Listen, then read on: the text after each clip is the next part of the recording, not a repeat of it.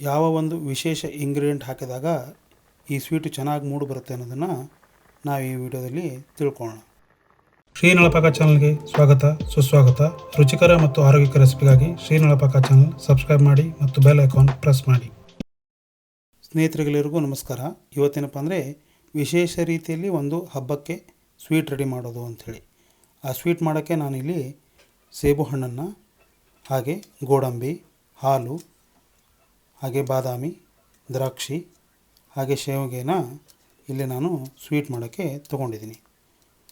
ನಾವಿಲ್ಲಿ ಮಾಡತಕ್ಕಂಥ ಸ್ವೀಟ್ಗೆ ವಿಶೇಷವಾಗಿ ಒಂದೆರಡು ಪದಾರ್ಥಗಳನ್ನು ಹಾಕೋದ್ರಿಂದ ಇಲ್ಲಿ ಆ ಸ್ವೀಟು ಚೆನ್ನಾಗಿ ಮೂಡಿ ಬರೋದಲ್ಲದೆ ಕುಟುಂಬದ ಎಲ್ಲ ಸದಸ್ಯರಿಗೂ ಕೂಡ ತುಂಬ ಚೆನ್ನಾಗಿ ಅಂದರೆ ಬಹಳ ಇಷ್ಟ ಆಗುತ್ತೆ ಅಂತ ನಾನು ಹೇಳಲಿಕ್ಕೆ ಬಯಸ್ತೀನಿ. ಹಾಗಾದರೆ ಯಾವೆಲ್ಲ ಇಂಗ್ರೀಡಿಯೆಂಟ್ ನಾವು ಬಳಸ್ತಾ ಇದ್ದೀವಿ ಮತ್ತು ವಿಶೇಷವಾಗಿರೋಂಥ ಪದಾರ್ಥ ಯಾವುದು ಅನ್ನೋದನ್ನು ಇಲ್ಲಿ ನಾವು ಗಮನಿಸೋಣ. ಹಾಗಾದರೆ ಬನ್ನಿ ಸ್ನೇಹಿತರೆ, ವಿಡಿಯೋನ ಶುರು ಮಾಡೋಣ. ಮೊದಲು ನಾವಿಲ್ಲಿ ಸೇಬು ಹಣ್ಣನ್ನು ಚಿಕ್ಕ ಚಿಕ್ಕ ಪೀಸ್ಗಳಾಗಿ ಕಟ್ ಮಾಡ್ಕೊಳ್ತಾ ಇದ್ದೀವಿ.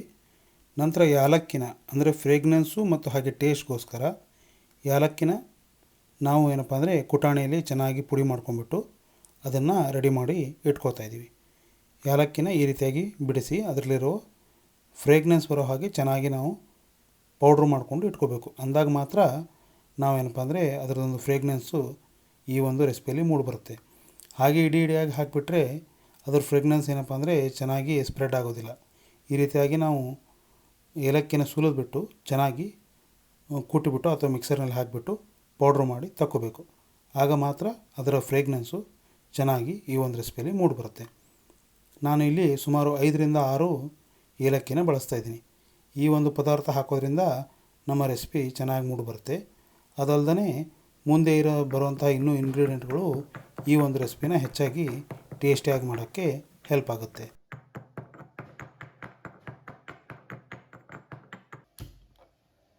ಮೊದಲಿಗೆ ನಾವು ಗ್ಯಾಸ್ನ ಆನ್ ಮಾಡಿಬಿಟ್ಟು ಒಂದು ಪ್ಯಾನ್ನ ತೊಗೊಳ್ಳೋಣ.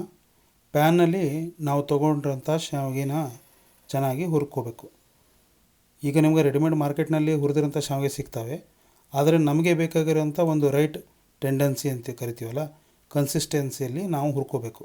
ಅಂದರೆ ಚೆನ್ನಾಗಿ ಕಂದು ಬಣ್ಣಕ್ಕೆ ತಿರುಗೋವರೆಗೂ, ಗೋಲ್ಡನ್ ಬ್ರೌನ್ ಆಗೋವರೆಗೂ ನಾವು ಶಾವಿಗೆನ ಈ ರೀತಿ ಪ್ಯಾನ್ನಲ್ಲಿ ಹುರ್ಕೋಬೇಕು. ಆಮೇಲೆ ಯಾವುದೇ ರೀತಿ ಇಲ್ಲಿ ನಾನು ವಿಶೇಷವಾಗಿ ಗಮನಿಸಬೇಕಾದ್ರೆ ತುಪ್ಪ ಮತ್ತು ಎಣ್ಣೆನಲ್ಲಿ ಬಳಸಿಲ್ಲ.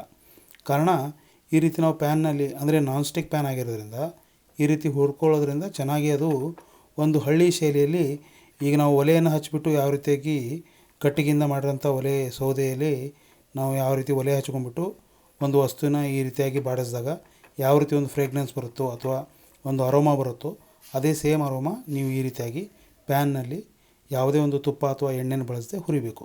ಈ ರೀತಿಯಾಗಿ ಡ್ರೈ ರೋಸ್ಟ್ ಮಾಡೋದ್ರಿಂದ ನಮಗೆ ಆ ರೀತಿಯಾದಂಥ ಫ್ರೇಗ್ನೆನ್ಸ್ ಬರುತ್ತೆ. ಮತ್ತು ನೆಕ್ಸ್ಟ್ ಇಂಗ್ರೀಡಿಯೆಂಟ್ ಬಂದುಬಿಟ್ಟು ಬಾದಾಮಿ.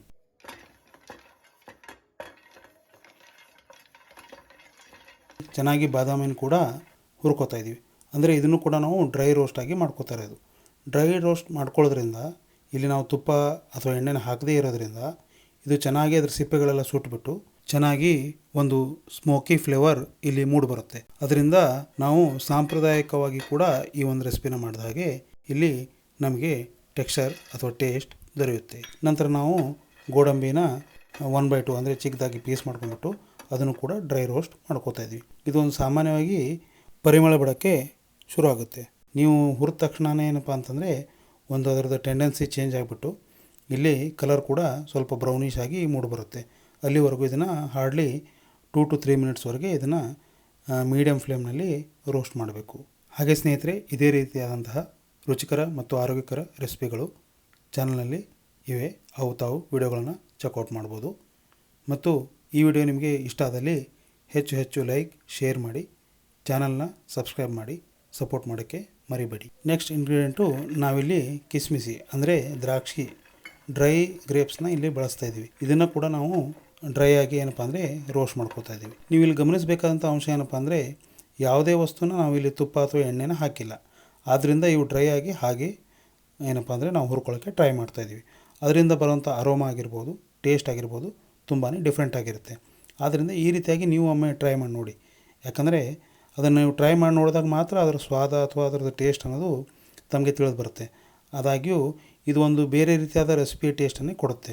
ನಿಮಗೆ ತುಪ್ಪ ಅಥವಾ ಅಥವಾ ಒಂದು ಎಣ್ಣೆನ ಹಾಕಿಬಿಟ್ಟು ಸಾಧಾರಣವಾಗಿ ರೋಸ್ಟ್ ಮಾಡೋದು ಕಾಮನ್ ಆಗಿರುತ್ತೆ. ಆದರೆ ಈ ರೀತಿಯಾಗಿ ನೀವು ಚೆನ್ನಾಗಿ ಡ್ರೈ ರೋಸ್ಟ್ ಮಾಡಿದಾಗ ಅದರಿಂದ ಬರುವಂಥ ಒಂದು ಅರೋಮಾ ಆಗಿರ್ಬೋದು, ಟೇಸ್ಟ್ ಆಗಿರ್ಬೋದು, ಬೇರೆ ಒಂದು ಲೆವೆಲ್ಗೆ ನಿಮಗೇನಪ್ಪ ಅಂದರೆ ಒಂದು ಬಾಯಲ್ಲಿ ಇದಕ್ಕೆ ಒಂದು ಹೆಚ್ಚಿನದಾದಂಥ ಮಹತ್ವ ಸಿಗುತ್ತಂತ, ವಿಶೇಷತೆ ಸಿಗುತ್ತಂತ ನಾನು ಹೇಳಲಿಕ್ಕೆ ಬಯಸ್ತೀನಿ. 1ರಿಂದ 1.5 ಗ್ಲಾಸ್ ಹಾಲನ್ನು ತೊಗೋತಾಯಿದ್ದೀವಿ. ಇದು ನಾನು ಇಲ್ಲಿ ಹಸಿ ಹಾಲನ್ನು ತೊಗೋತಾ ಇದ್ದೀನಿ. ಯಾಕಂದರೆ ಹಾಲನ್ನು ಹಸಿಯಾಗಿ ತೊಗೊಳ್ಳೋದ್ರಿಂದ ಈಗ ನಾವು ಮಾಡೋಂಥ ರೆಸಿಪಿಯಲ್ಲೇ ಆ ಹಾಲು ಚೆನ್ನಾಗಿ ಏನಪ್ಪ ಅಂದರೆ ಕುದ್ದುಬಿಟ್ಟು ರೆಡಿ ಆಗುತ್ತೆ. ಇಲ್ಲಿ ನಾನು 1ರಿಂದ 2 ಚಮಚ ತುಪ್ಪನ ಬಳಸ್ತಾಯಿದ್ದೀನಿ. ನಾನು ಮೊದಲಿಗೆ ಯಾವುದೇ ರೀತಿಯಾದಂಥ ತುಪ್ಪ ಆಗಿರ್ಬೋದು, ಎಣ್ಣೆನ ಇಲ್ಲಿ ಬಳಸಿಲ್ಲ. ಆದ್ದರಿಂದ ಡೈರೆಕ್ಟಾಗಿ ನಾನು ತುಪ್ಪನ ಹಾಲಿನಲ್ಲಿ ಹಾಕಿಬಿಟ್ಟು ಚೆನ್ನಾಗಿ ಇಲ್ಲಿ ಬಳಸ್ತಾಯಿದ್ದೀನಿ. ನಂತರ ರೋಸ್ಟ್ ಆಗಿರೋಂಥ ಗೋಲ್ಡನ್ ಬ್ರೌನ್ ಆಗಿರೋಂತಕ್ಕಂತಹ ಶಾವಿಗೆನ ಇಲ್ಲೇ ಹಾಕ್ತಾಯಿದ್ದೀನಿ. ಇದು ಕೂಡ ಈ ತುಪ್ಪದೊಂದಿಗೆ ಚೆನ್ನಾಗಿ ಬೆಂದುಬಿಟ್ಟು ಹೆಚ್ಚಿನ ಒಂದು ಅರೋಮಾ ಕೊಡೋಕ್ಕೆ ಸಾಧ್ಯ ಆಗುತ್ತೆ. ಮೊದಲೇ ನಾವು ತುಪ್ಪದಲ್ಲಿ ಹಾಕಿ ಹುರಿದ್ಬಿಟ್ರೆ ಏನಾಗುತ್ತೆ ಅಂದರೆ ಮೊದಲು ನಾವು ಶಾವಿಗೆನ ಚೆನ್ನಾಗಿ ಹುರ್ಕೊಳ್ಳೋಕ್ಕಾಗೋದಿಲ್ಲ. ಅಂದರೆ ಅದು ಗೋಲ್ಡನ್ ಬ್ರೌನ್ಗೆ ತಿರುಗೋದಿಲ್ಲ. ಅದೇನಪ್ಪ ಅಂದರೆ ಹೆಚ್ಚಿನದಾಗಿ ತುಪ್ಪವನ್ನೆಲ್ಲ ಸೇರ್ಕೊಂಡ್ಬಿಟ್ಟು ಅದು ತಂದೇ ಆದಂಥ ಕನ್ಸಿಸ್ಟೆನ್ಸಿನ ಕಳ್ಕೊಂಡ್ಬಿಡುತ್ತೆ. ಆದ್ದರಿಂದ ಮೊದಲು ನಾವು ಏನಪ್ಪ ಅಂದರೆ ಶಾವಿಗೆನ ಹುರ್ಕೊಂಡಿದ್ದೀವಿ. ನಂತರದಲ್ಲಿ ಈ ಹಾಲಿನ ಮೂಲಕ ತುಪ್ಪನ ಸೇರಿಸ್ತಾಯಿದ್ವಿ. ಇಲ್ಲಿ ಸ್ಪೆಷಲ್ ಇಂಗ್ರೀಡಿಯೆಂಟಾಗಿ ನಾನು ಬಾದಾಮ್ ಪೌಡ್ರನ್ನ ಬಳಸ್ತಾಯಿದ್ದೀನಿ. ಬಾದಾಮಿ ಪೌಡ್ರ್ ಅಂಥೇಳಿ ನಿಮ್ಗೆ ಇನ್ಸ್ಟೆಂಟಾಗಿ ಮಾರ್ಕೆಟ್ನಲ್ಲಿ ಸಿಗುತ್ತೆ. ಅದನ್ನು ಕೂಡ ನೀವು ತರ್ಬೋದು. ಇಲ್ಲ ಮನೇಲಿ ಕೂಡ ನೀವು ಬಾದಾಮನ್ನು ಹಾಗೆ ಸಕ್ಕರೆನ ಹಾಕಿಬಿಟ್ಟು ಸ್ವಲ್ಪ ಏಲಕ್ಕಿ ಪುಡಿನ ಹಾಕಿಬಿಟ್ಟು ಚೆನ್ನಾಗಿ ಮಿಕ್ಸರ್ ಮಾಡ್ಕೊಂಬಿಟ್ಟು ಆ ಪುಡಿನ ಇಲ್ಲಿ ಬಳಸ್ಬೋದು. ನಾನಿಲ್ಲಿ ಸುಮಾರು ಅರ್ಧ ಬಟ್ಲದಷ್ಟು ಅಂದರೆ 5ರಿಂದ 6 ಚಮಚವರೆಗೂ ನಾನಿಲ್ಲಿ ಬಾದಾಮ್ ಪೌಡ್ರನ್ನ ಹಾಕ್ತಾಯಿದ್ದೀನಿ. ಈಗ ಚೆನ್ನಾಗಿ ಕೈ ಆಡಿಸ್ಬಿಟ್ರೆ ಶಾವಿಗೆ ಹಾಗೆ ಬಾದಾಮ್ ಪೌಡ್ರು, ತುಪ್ಪ ಮತ್ತು ಹಾಲು ಇವೆಲ್ಲ 4 ಇಂಗ್ರೀಡಿಯೆಂಟ್ಸ್ಗಳು ಚೆನ್ನಾಗಿ ಕಲ್ಕೊಂಡ್ಬಿಟ್ಟು ತಮ್ಮದೇ ಆದಂಥ ವಿಶೇಷವಾದಂತಹ ಒಂದು ಅರೋಮಾ, ಫ್ರೇಗ್ನೆನ್ಸ್ ಅಂತ ಕರಿತೀವಿ, ಅದು ರೆಡಿ ಆಗುತ್ತೆ. ಆಲ್ರೆಡಿ ನಾವು ಗೋಲ್ಡನ್ ಬ್ರೌನಾಗಿ ಚೆನ್ನಾಗಿ ಹುರ್ಕೊಂಡಿದ್ರಿಂದ ಶಾವಿಗೆ ಕೂಡ ಚೆನ್ನಾಗಿ ಬೆಂದ್ಬಿಟ್ಟು ಸಪ್ರೇಟಾಗಿ ಈ ರೀತಿಯಾಗಿ ನೋಡ್ತಾ ಇದ್ರಲ್ಲ, ಈ ರೀತಿ ಚೆನ್ನಾಗಿ ಮೂಡಿ ಬರುತ್ತೆ. ನಂತರ ನೀವು ಇದೆಲ್ಲ ಆದ ನಂತರ ನಾವು ಡ್ರೈ ಫ್ರೂಟ್ಸ್ ಅಂದರೆ ಗೋಡಂಬಿ, ದ್ರಾಕ್ಷಿ, ಆಮೇಲೆ ಬಾದಾಮಿ ಏನೇನು ಹುರ್ಕೊಂಡಿರ್ತೀವಿ ಅದನ್ನು ಕೂಡ ಇದರಲ್ಲಿ ಹಾಕಬೇಕು. ಇಲ್ಲಿ ನಾವು ಮೊದಲೇ ಇದರಲ್ಲಿ ತುಪ್ಪ ಹಾಕಿರೋದ್ರಿಂದ ಚೆನ್ನಾಗಿ ಅದು ನಾವು ಹಾಕಿದ ತಕ್ಷಣವೇ ಏನಪ್ಪ ಅಂದರೆ ತುಪ್ಪನ ಹೀರ್ಕೊಳ್ಳೋಕ್ಕೆ ಹಾಲಿನಲ್ಲಿ ಚೆನ್ನಾಗಿ ಕೂದ್ಬಿಟ್ಟು ಚೆನ್ನಾಗಿ ಟೇಸ್ಟ್ ಬಿಡುತ್ತೆ. ಆದ್ದರಿಂದ ನೀವು ಏನಪ್ಪ ಅಂದರೆ ಇಲ್ಲಿ ನೀವು ಇನ್ನೂ ಬೇಕಾದರೆ ಈ 1 ಚಮಚ ಎಕ್ಸ್ಟ್ರಾ ಟೇಸ್ಟ್ ಬೇಕಾಗಿದ್ದರೆ ನೀವು ಅದಕ್ಕೆ ತುಪ್ಪನ ಆ್ಯಡ್ ಮಾಡ್ಬೋದು. ಇಲ್ಲಿ ಆಪ್ಷನಲ್ಲು. ಆದ್ದರಿಂದ ನಾವು ಮೊದಲೇ ಹಾಕಿರೋದ್ರಿಂದ ಇಲ್ಲಿ ಚೆನ್ನಾಗಿ ಕರಡಿಸ್ತಾ ಇದ್ದೀವಿ. ಇಲ್ಲಿ ನೀವು 2ರಿಂದ 3 ಚಮಚ ತುಪ್ಪನ ನೀವಿಲ್ಲೇನಪ್ಪ ಅಂದರೆ ಸಾಧಾರಣವಾಗಿ ಹಾಕ್ಕೋಬೋದು. ಏನೂ ಅದರಲ್ಲಿ ಪ್ರಾಬ್ಲಮ್ ಆಗೋದಿಲ್ಲ. ಚೆನ್ನಾಗಿ ಮತ್ತು ಟೇಸ್ಟ್ ಮೇರೆಗೂ ಹೆಚ್ಚು ಮೂಡಿ ಬರುತ್ತೆ. ಸ್ವಲ್ಪ ಆಯಿಲಿಯಾಗಿರುತ್ತೆ, ಬಟ್ ಅದು ಕೂಡ ಒಂದು ರೀತಿಯ ಟೆಕ್ಸ್ಚರ್ನ ಇಲ್ಲಿ ತಂದು ಕೊಡುತ್ತೆ. ಮೀಡಿಯಮ್ ಫ್ಲೇಮ್ನಲ್ಲಿ ಸುಮಾರು 20 ನಿಮಿಷವರೆಗೆ ಇದನ್ನು ನಾವು ಇದೇ ರೀತಿಯಾಗಿ ಬಬಲ್ ಬರೋವರೆಗೂ ಚೆನ್ನಾಗಿ ಕುದಿಸ್ಬೇಕು. ಈ ರೀತಿ ಕುದಿಸಿದಾಗ ಮಾತ್ರ ಒಂದು ನಿಮಗೆ ಹೆಚ್ಚಿನ ಟೇಸ್ಟು ಈ ಒಂದು ರೆಸಿಪಿಯಲ್ಲಿ ಮೂಡಿಬರುತ್ತೆ. ಮಾಡಿ ಇಟ್ಟಿರತಕ್ಕಂಥ ಇಲ್ಲಿ ಏಲಕ್ಕಿ ಪುಡಿಯನ್ನು ಬಳಸ್ತಾಯಿದ್ದೀನಿ. ಏಲಕ್ಕಿ ಪುಡಿ ಹಾಕೋದ್ರಿಂದ ರೆಸಿಪಿ ನಾವು ಫಿನಿಷ್ ಮಾಡೋದಲ್ಲೇ ಇಲ್ಲಿ ಒಂದು ಹೆಚ್ಚಿನ ಮೆರುಗು ಅಂದರೆ ಅರೋಮಾ, ಟೇಸ್ಟ್ ಕೂಡ ಚೆನ್ನಾಗಿ ಮೂಡಿಬರುತ್ತೆ ಅಂತ ಹೇಳಿ ಹೇಳ್ಬೋದು. ಈಗ ವಿಶೇಷವಾಗಿ ಏನಪ್ಪ ಅಂದರೆ ಇದನ್ನು ಹೆಲ್ದಿಯಾಗಿ ಮಾಡೋಕ್ಕೆ ನಾವೇನಪ್ಪ ಅಂದ್ರಲ್ಲಿ ಮೊದಲೇ ಕಟ್ ಮಾಡಿರ್ತಕ್ಕಂಥ ಸೇಬಿನ ಪೀಸ್ಗಳನ್ನು ಅಂದರೆ ಆ್ಯಪಲ್ ಏನು ಕಟ್ ಮಾಡ್ಕೊಂಡಿಟ್ಟಿದ್ದೀವಿ ಚಿಕ್ಕ ಪೀಸಾಗಿ, ಅವನ್ನ ನಾವಿಲ್ಲಿ ಹಾಕಿಬಿಟ್ಟು ಕೈ ಆಡಿಸ್ಬಿಟ್ಟು ಫ್ಲೇಮ್ನ ಆಫ್ ಮಾಡ್ತಾಯಿದ್ವಿ. ಇದು ಹಾಕಿದ ತಕ್ಷಣವೇ ವಿತಿನ್ ಅ ಸೆಕೆಂಡ್ ನಾವು ಫ್ಲೇಮನ್ನು ಆಫ್ ಮಾಡಿಬಿಡ್ಬೇಕು. ಅಂದರೆ ಇಲ್ಲಿ ನಾವು ಕಟ್ ಮಾಡಿರ್ತಕ್ಕಂಥ ಸೇಬಿನ ಹಣ್ಣಿನ ಪೀಸ್ಗಳೆಲ್ಲ ಚೆನ್ನಾಗಿ ಅದರ ಅರೋಮಾ ಅಥವಾ ನಾವು ಫ್ರೇಗ್ನೆನ್ಸ್ ಅಂತಲೇ ಕರಿತೀವಿ ಅದನ್ನು ಚೆನ್ನಾಗಿ ಹೀರ್ಕೊಂಡ್ಬಿಟ್ಟು ಅದು ಕೂಡ ಈ ರೆಸಿಪಿಯಲ್ಲಿ ಬೈಂಡ್ ಆಗಿಬಿಡುತ್ತೆ. ನಂತರ ನಾವು ಬಿಸಿಯಾಗಿ ಅದನ್ನು ಸರ್ವ್ ಮಾಡ್ಬೋದು. ನೀವು ಒಮ್ಮೆ ಈ ರೀತಿ ರೆಸಿಪಿನ ಮನೆಯಲ್ಲಿ ಟ್ರೈ ಮಾಡಿ. ಹಾಗಿದ್ರೆ ಸ್ನೇಹಿತರೆ, ಈ ಒಂದು ರೆಸಿಪಿ ನಿಮಗೆ ಯೂಸ್ಫುಲ್ ಆಗಿದೆ ಅಂಥೇಳಿ ನಾನು ಭಾವಿಸ್ತೀನಿ. ಹಾಗೆ ನೀವೆಲ್ಲ ಹಬ್ಬಕ್ಕೆ ಯಾವ ರೀತಿ ಸ್ವೀಟ್ ಮಾಡ್ತೀರ ಅಂಥೇಳಿ ನನಗೆ ಕಮೆಂಟ್ನಲ್ಲಿ ತಿಳಿಸೋದನ್ನು ಮರಿಬೇಡಿ. ನಿಮ್ಮ ಆರೋಗ್ಯನ ಕೂಡ ಕಾಪಾಡಿಕೊಳ್ಳಿ. ಮುಂದಿನ ವಿಡಿಯೋದಲ್ಲಿ ಸಿಗೋಣ. ವಿಡಿಯೋ ವೀಕ್ಷಣೆ ಮಾಡಿದ್ದಕ್ಕೆ ಧನ್ಯವಾದಗಳು.